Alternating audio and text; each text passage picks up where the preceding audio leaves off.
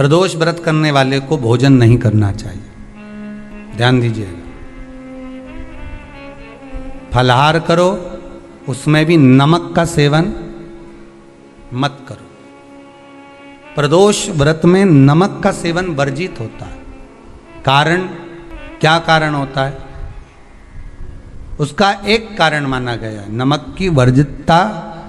जिस समय पर एक नगर में एक ब्राह्मणी रहती थी, बहुत भाव से सुनिएगा, प्रदोष व्रत नमक को त्यागने का भाव। प्रदोष व्रत की किताब में भी मिल जाएगा आपको, आप पढ़ेंगे तो सुना होगा आपने। एक ब्राह्मणी रहती थी एक नगर में, उसका पति नहीं था। छोटा सा बालक एक साथ में रहता, छोटा सा बालक।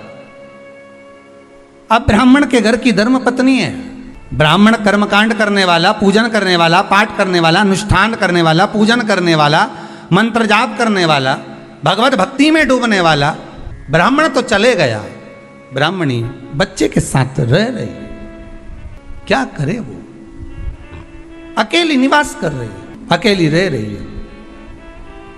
और ब्राह्मणी बच्चे के साथ भ्रमण करती रहती, घूमती, कहीं कहीं दर दर जाकर कुछ भिक्षा को मांग कर लेकर आ जाती। और भिक्षा लाने के बाद में उस भिक्षा को जब लेकर आती तो अपने बच्चे को भी खिलाती और स्वयं भी उसका पान करती। एक दिन ब्राह्मणी भ्रमण करते करते प्रदोष काल के समय पर शिव मंदिर में प्रवेश करी। प्रदोष काल के समय पर, और शंकर मंदिर में जब प्रवेश करा, प्रदोष काल किसको कहते हैं? सूर्य अस्त हो रहा हो, रात्रि प्रवेश कर रही हो, दोनों का जब मिलन हो रहा हो वो प्रदोष काल कहलाता। दोनों का जब मिलन हो रहा, सूर्यास्त हो रहा हो, रात्रि अपना चरण बढ़ाने के लिए आगे बढ़ रही हो और दोनों का जब मिलन हो रहा है, वो प्रदोष काल है, वो प्रदोष का समय है। ब्राह्मणी मंदिर में प्रवेश कर रही। जब ब्राह्मणी मंदिर में प्रवेश करी, मंदिर के अंदर पहुंची, प्रदोष काल का समय था, प्रदोष का समय चल रहा था। और प्रदोष काल के उस समय में, प्रदोष काल के उस समय में जब ब्राह्मणी ने देखा कि कोई भगवान की भक्ति में लगा हुआ है, भगवान के रस तत्व में डूबा हुआ है, आज ब्राह्मणी के पास में कुछ पदार्थ नहीं है, अपने बच्चे का पेट भरने के लिए कोई सामग्री नहीं है, और कुछ आस लेके वो प्रवेश करी है, कुछ आस लेकर वो अंदर प्रवेश कर जाती है।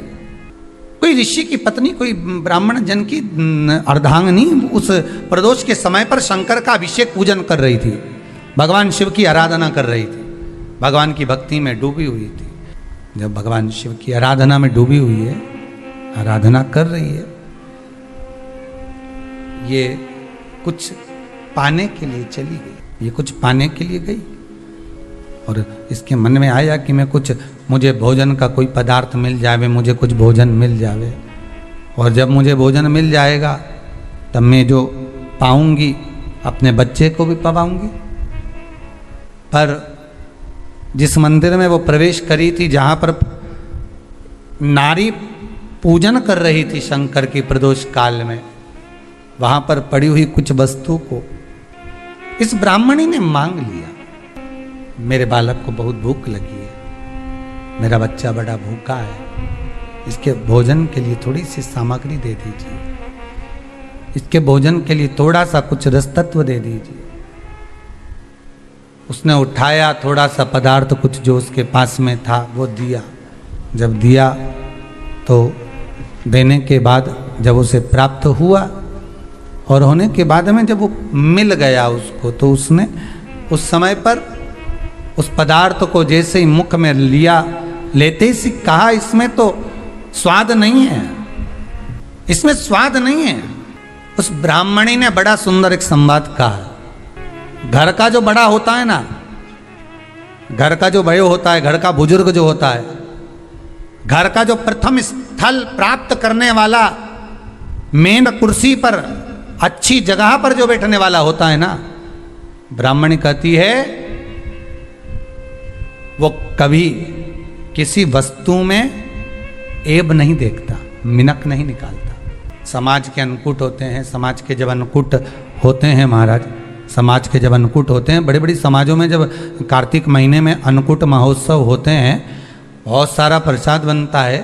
जो बुजुर्ग होते हैं ना, बड़े समझदार लोग होते हैं ना, तो अन्नकूट की जब प्रसाद खाने बैठते हैं ना, उसमें नमक नहीं भी होता ना तो नहीं बोलते कि इसमें नमक नहीं है।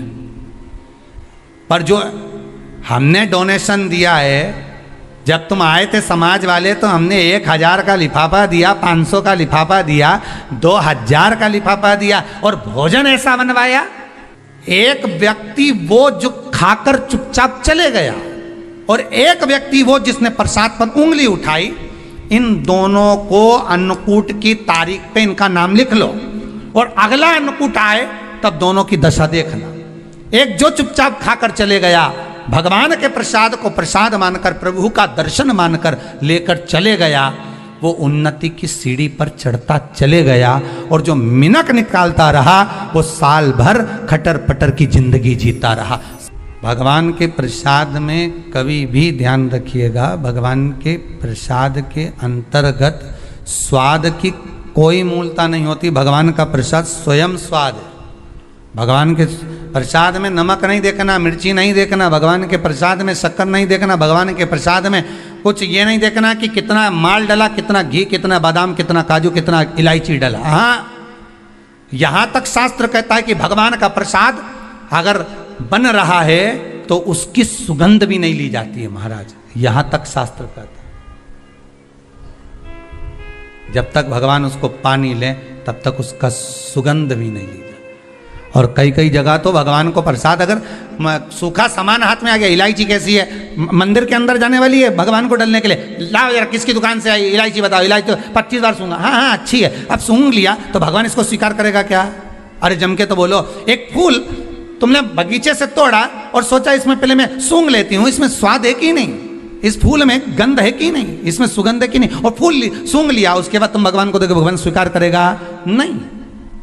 कई कई घरों में तो हंडी से दाल चलाती जाए ने हाथ में डाल के।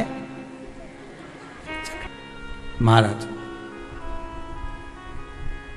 ब्राह्मणी ने जैसी मुख में लिया थूक दिया। ये श्रेष्ठ नहीं है। जो ऋषि की पत्नी अंदर पूजन कर रही थी प्रदोष काल, उसने कह दिया, आपका चेहरा बता रहा है कि आप ब्राह्मण की धर्म पत्नी, पर आज आप दर दर जाकर अगर भिक्षा मांग रही हो, दर दर जाकर अगर भीख मांग रही हो, दर दर जाकर भिक्षा को मांग रही हो, तो इसमें आपके पति का दोष नहीं है, दोष आपका है। क्योंकि आप भगवान के प्रसाद में भी जो स्वाद देखी थी ना, ये आपका एक जन्म का नहीं है, ये ना जाने कितने जन्म का है। ब्राह्मणी के मस्तिष्क में बैठ गया, ब्राह्मणी के उस वो कहा ना, वो बक्कल में नहीं अक्कल में बैठ गया कि ये स्वाद नहीं देखना। इसलिए प्रदोष व्रत के अंतर्गत ब्राह्मणी ने उस दिन से विचार कर लिया कि जैसे आप पूजन कर रही हो, जैसे आप अर्चना कर रही हो, जैसे आप आराधना कर रही हो, ऐसी आराधना, ऐसी पूजन, ऐसी भक्ति मैं भी करूँगी, ऐसी आराधना मैं भी करूँगी। अब मैं स्वाद नहीं देखूंगी। तो प्रदोष व्रत करने वाले को ध्यान रखना चाहिए कि नमक का सेवन ना करे, भोजन ना करे, फलाहार करिए, फल का आहार करिए, प्रयास करिए। और यदि आपने व्रत का ले लिया भोजन का कि हम तो एक टाइम फलाहार करेंगे, एक टाइम भोजन करेंगे, ऐसा भी कई लोग प्रदोष ले लेते हैं, तो वो बात आपकी है, आप तक रखो, ठीक है, अपने मन तक। ठीक है, बाबा आपकी मनोकामना पूर्ण करे, वो भी भाव रखे। अरे भगवान को धन्यवाद दो कभी कभी कि तूने अच्छे घर में पैदा किया, अच्छा परिवार दिया, अच्छा पति दिया, अच्छी पत्नी दी, अच्छे बच्चे दिए, अच्छा कुटुंब दिया, घर दिया, दुकान दी, जमीन जायदाद दी, शरीर अच्छा दिया, हाथ पैर आँख नाक मुंह सब बढ़िया दिया, एक के भी निपटा के नहीं भेजा तूने। मान लो एक आध निपटा के भेज देता तो क्या झगड़ा करने ऊपर जाते? एक ही कान देता और एक गायब कर देता तो यहाँ से चिपका देता, क्या कर लेते? हाथ एक देता और एक गायब कर देता, तो क्या झगड़ा करने जाते ऊपर कि मुझे ऐसा शरीर दिया? नहीं, भगवान को धन्यवाद देना कि मुझे अच्छे घर में पैदा करा, कटोरा लेके वहाँ चौराहे पे नहीं बिठाया। तूने अच्छा घर दिया, 2 समय की रोटी दे रहा है, खूब जोरदार शरीर दिया, भजन करने का मुहूर्त दिया, और बचा कुचा था तो ये सियोर वाला महाराज दे दिया, कथा सुनाने वाला।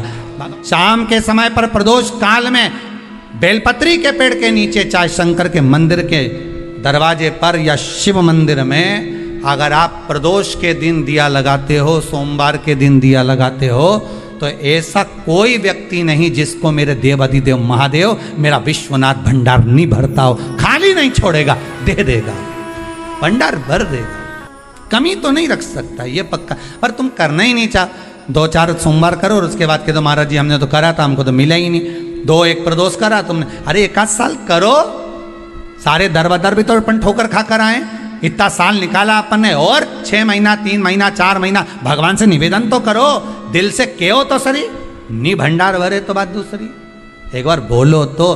पर जगत के लोगों के सामने जाकर मत कहना, कहना तो देव अधिदेव महादेव से कहना। प्रदोष व्रत करने वाले को प्रदोष के दिन प्रयास करना चाहिए कि रात्रि के समय पर आधा घंटा, 10 मिनट, 20 मिनट जागरण करे। जागरण मतलब थोड़ा भगवान का भजन कर ले। भले 4-5 माताएं इकट्ठी नहीं हो तो अपन अकेले ही कर लो। अपन अकेले कम है क्या भाई? अपन कम पड़े, आराधना अकेले भी करो, जागरण करो। जब आपकी 11 प्रदोष हो जाए, 26 प्रदोष हो जाए, तब उद्यापन करो। उद्यापन 2 ब्राह्मणों को जोड़े से बुलाओ, ब्राह्मणों को जोड़े से बुलाकर उनके चरणों की पूजन कर कर, आराधना कर कर, सुंदर मंडप तैयार कर कर भगवान का, उसमें सुंदर रंगोली डालकर, मंडल बनवाकर पूजन करो शंकर भगवान की प्रदोष का। एक दिन पहले गणेश की आराधना करो, पूजन करो, और प्रदोष वाले दिन जो मंडल बनाए हैं पूजन अर्चना करने के लिए, जो स्थान दिया है उसकी आराधना करो। खीर की आहुतियाँ दीजिए 108 बार। जो ब्राह्मण आए उनके माध्यम से मंत्रों द्वारा पूजन कराकर खीर की आहुतियाँ दीजिए शिव नाम महाराज। फिर ब्राह्मणों को जोड़े से भोजन कराकर, चरणों को नमन कर कर, दक्षिणा प्रदान कर कर, निवेदन कर कर ब्राह्मणों से कहें, हे ब्राह्मण देवता, आप हमें आशीर्वाद प्रदान करें कि जिस प्रदोष का हमने व्रत किया है उस व्रत का पुण्य फल हमें प्राप्त हो। ऐसा ब्राह्मण चरण को नमन कर कर, प्रणाम कर कर उनसे अपने मस्तक पर अक्षत छुड़वाएं। फिर नमन कर कर, भोजन कराकर विदा करें। शाम को भगवान का जागरण करें। ऐसे प्रदोष व्रत का उद्यापन कर अपने जीवन को सार्थक बनाएं।